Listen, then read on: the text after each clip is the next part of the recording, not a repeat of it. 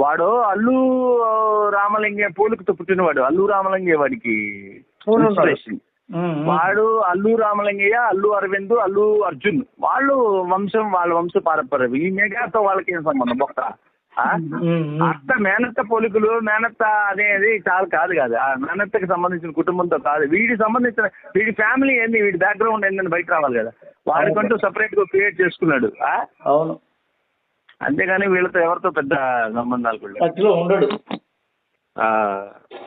Already ఇప్పుడు పవన్ కళ్యాణ్, అల్లు అరవింద్ మాట వినడని, అల్లు అరవింద్ ఎన్ని చెప్పినా అల్లు అరవింద్ కొన్ని ఆస్తులకు సంబంధించింది, పవన్ కళ్యాణ్ సంబంధించిన అరవింద్కి సంబంధించిన ఆస్తులన్నీ ఈయన సగం రేటుకి అమ్మేయడని, ఎవరు అల్లు అరవింద్ నేను కొట్టానన్నాడంట పవన్ కళ్యాణ్ ఆస్తులు.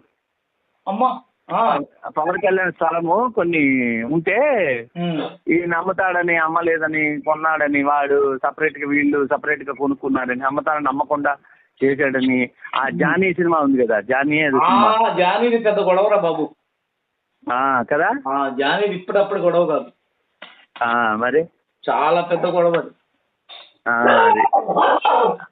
అది. అల్లు అరవింద్ మీద కచ్చి కొద్ది తీసింది జానీ.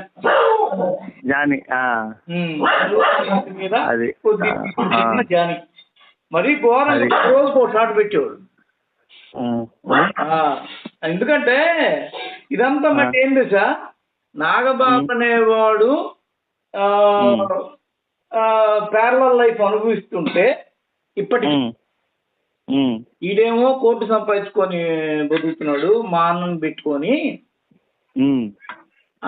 మరి ఇది ఎంతవరకు న్యాయము అనేది పవన్ కళ్యాణ్ యొక్క ఆలోచన. అవును, మీకు వీళ్ళందరూ అసలు ఇంకోటి కూడా ఉంది. ఏముందంటే ప్రజారాజ్యం పుట్టుకకి గిట్టుకకి రెండిటికి కారకుడు అరవిందే. ఎలా అంటే ప్రజారాజ్యం పార్టీ పుట్టడానికి కారణం అరవింద్ అమలాపురమే ఏదో ఎంపీ టికెట్ అడిగాడు.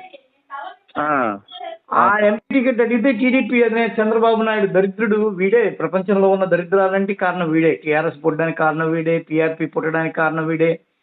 ఇకపోయేసరికి అప్పుడు నేనేందో చూపిస్తాను అని చెప్పి వీడు పెట్టించాడు. ఎవరి దగ్గర? చిరంజీవి చేత.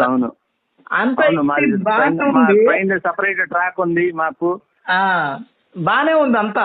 కానీ విచిత్రమైన విషయం ఏం జరిగిందంటే టికెట్లు అమ్ముకున్నాడు. ఏది మనకి ఈ టికెట్లు ఉంటాయి చూసావా, ఏవి? అవును, సినిమా టికెట్లు అమ్ముకున్నట్టు అమ్ముకున్నాడు. అక్కడ ఏమైందంటే చాలా మంది వెళ్ళిపోయారు. ఎక్కడి నుంచి? చాలా మంది వెళ్ళిపోయారు. ఎక్కడి నుంచి? పార్టీ నుంచి.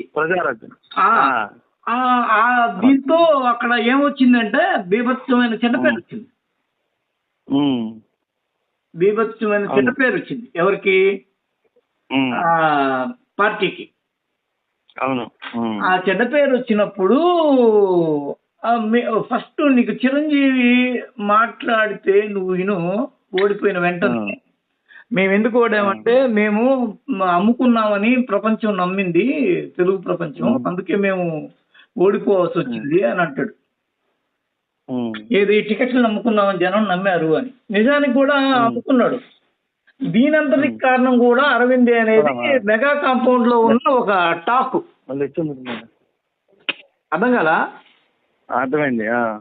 అరవింద్ వల్లే ప్రజారాజ్యం పుట్టింది, అరవింద్ టికెట్ల అమ్మకాల వల్లే పోయింది.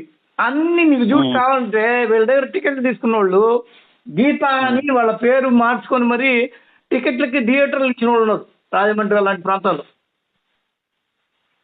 తెలుసా నీకు అదే? టికెట్లు ఇప్పుడు నీకు ప్రజారాజ్యం టికెట్ కావాలనుకో, నీకు నువ్వు ఇది అన్నమాట, థియేటర్ రాసిచ్చే. ఇలాంటి దందాంతా చేసింది అరవిందే. అవును. అయితే వీటన్నిటి మీద మనం ఓడిపోయాము, అరవింద్ గాని సరిగ్గా ఉంటే పరిస్థితి ఉండేది కాదు అనేది